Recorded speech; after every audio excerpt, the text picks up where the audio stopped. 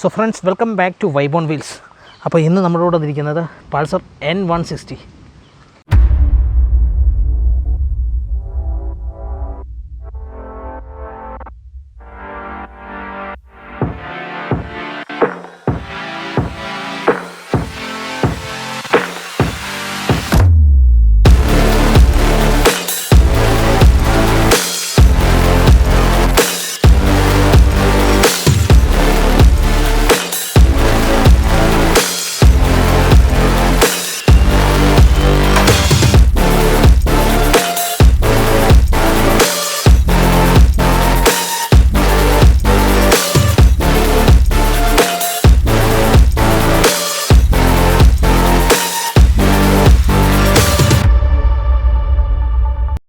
അപ്പോൾ Pulsar N160 എന്ന വണ്ടിയുടെ ഇപ്പോഴത്തെ 2024 OBD2 വേർഷൻ പുതിയതായിട്ട് അപ്ഗ്രേഡ് ചെയ്തേക്കുന്ന വണ്ടിയായത്.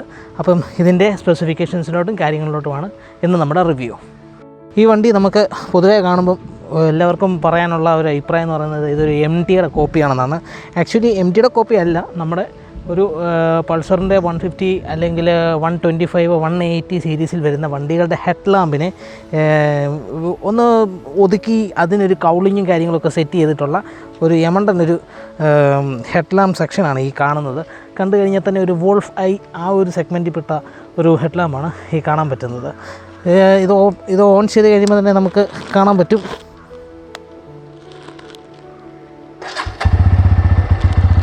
കണ്ടോ, രണ്ട് കണ്ണുകൾ ഇങ്ങനെ നിൽക്കുന്നതായിട്ട് ഉള്ള ആ ഒരു അപ്പിയറൻസ് വളരെ അതിമാരകമായ രീതിയിലുള്ള ഒരു വിഷ്വലാണ് തരുന്നത്. അപ്പോൾ പ്രൊജക്ടർ ലാമ്പിലോട്ട് വരുമ്പോഴത്തേക്ക് കാണാൻ പറ്റിയ ഒരു LED സെറ്റപ്പാണ് ഈ കൊടുത്തേക്കുന്നത്. അത് നമുക്ക് ഞാൻ ഒന്നുകൂടെ ഓൺ ചെയ്ത് കാണിക്കാം. കണ്ടോ, എന്തൊരു രസമാണെന്ന് നോക്കി ആ ഒരു ഫങ്ഷനിങ്. നല്ല ബ്രൈറ്റ്നസ് ഉണ്ട് കേട്ടോ. നൈറ്റിൽ ഇത് കൊണ്ട് പോകുന്ന സമയത്ത് നമുക്കത് അനുഭവിച്ചറിയാൻ പറ്റും. നല്ല വിഷ്വലാണ് കിട്ടുന്നുണ്ട്. പ്യുവർ വൈറ്റ് കളറാണെങ്കിൽ പോലും ആ ഒരു എഫക്റ്റ് അന്യായം തന്നെയാണ് കേട്ടോ. നമ്മുടെ കയ്യിലിരിക്കുന്ന വണ്ടി പൾസർ N160 ആണെങ്കിലും ഇത് നോർമൽ ഫോർക്കാണ്. പക്ഷേങ്കിൽ USD ഫോർക്കിൻ്റെ വണ്ടിയും ഇപ്പോൾ അവൈലബിൾ ആണ്. അപ്പോൾ നമ്മുടെ ഇപ്പോൾ ഇരിക്കുന്ന ഒരു നോർമലാണ്. USD ഫോർക്കിനുള്ളതിന് അതും തമ്മിലുള്ള ഒരു വില വ്യത്യാസം അതിന് വരുന്നതുകൊണ്ട്. അപ്പം ഇതൊക്കെയാണ് N160യെ പറ്റി കോമൺ ആയിട്ടുള്ള ഫാക്ടേഴ്സ്. LED കാര്യങ്ങൾ എല്ലാം സെറ്റ് ചെയ്തേക്കുന്നത് ഈ ഹെഡ് ലാമ്പിലാണ്. ഇതിലോട്ട് വരുമ്പോഴത്തേക്ക് നമ്മുടെ നോർമൽ ഹാലജൻ ഇൻഡിക്കേറ്റേഴ്സ് കാര്യങ്ങളൊക്കെയാണ് വണ്ടിക്ക് പ്രൊവൈഡ് ചെയ്തേക്കുന്നത്.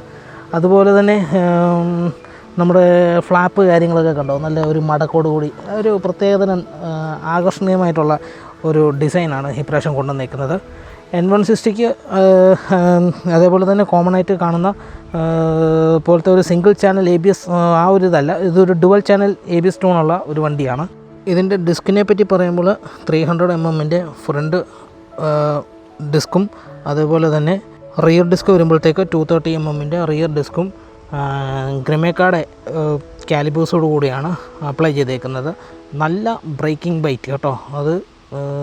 അതും നമുക്ക് ഒരു എക്സ്പീരിയൻസിൽ എന്നെ ശരിക്കും ഞെട്ടിച്ച ഒരു 2-3 സംഭവങ്ങളാണ് ഈ N160യിൽ.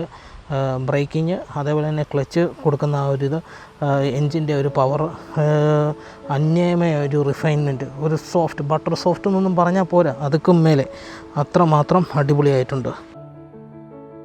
അപ്പോൾ എൻജിൻ ഈ വണ്ടിയുടേത് 164.82 cc ഡിസ്പ്ലേസ്മെൻറ്റാണ് കൊടുത്തേക്കുന്നത്.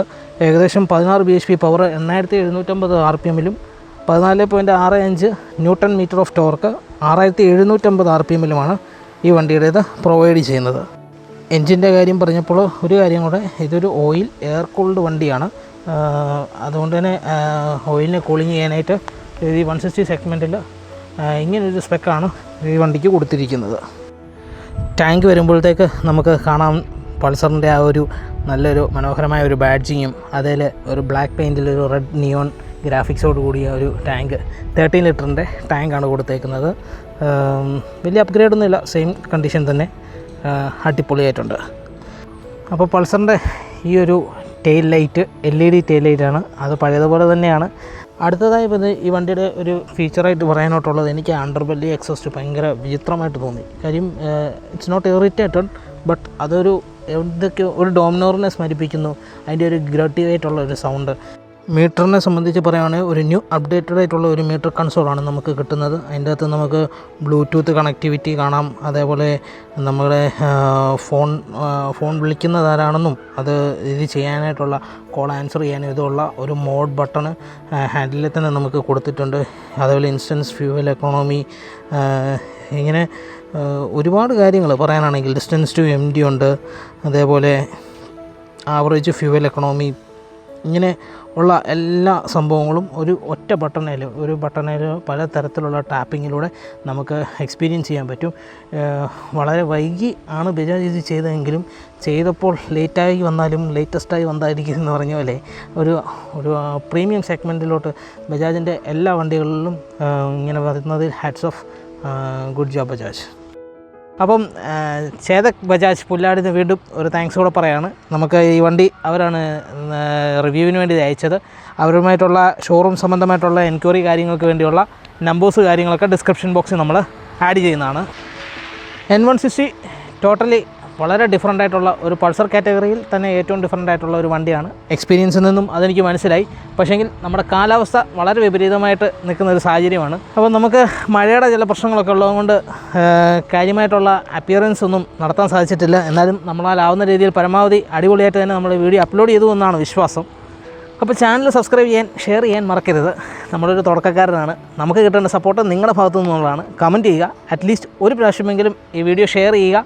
എന്തെങ്കിലും പ്രശ്നങ്ങളുണ്ടെങ്കിൽ ധൈര്യമായിട്ട് നിങ്ങൾ കമൻറ്റ് ചെയ്യാനും മറക്കരുത്. മറ്റൊരു അടിപൊളി വീഡിയോയുമായി കാണുന്നതിന് വരെ ബൈ.